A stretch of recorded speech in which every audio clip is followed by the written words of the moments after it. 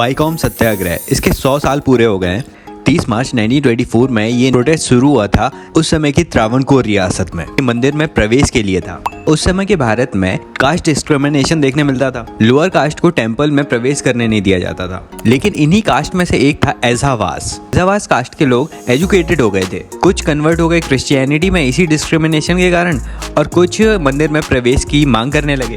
तो 1917 में टी.के. माधवन नाम के एज़वा लीडर ने सबसे पहले इसकी आवाज़ उठाई थी। ये गांधी के नॉन कोऑपरेशन मूवमेंट से भी जुड़े थे। 1921 में गांधी जी से मिले। फिर आगे 1923 में इंडियन नेशनल कांग्रेस के काकीनाडा सेशन में अनटचेबिलिटी को रोकने के लिए रेजोल्यूशन भी पास किया गया। फिर आगे लोग वाईकॉम में शिव मंदिर के आसपास धरना देने लगे।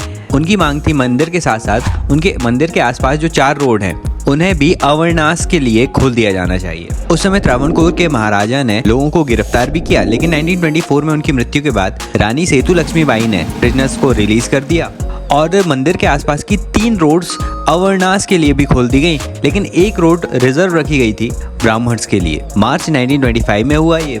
फिर सरकार ने अलग से रूल्स बनाने शुरू किए।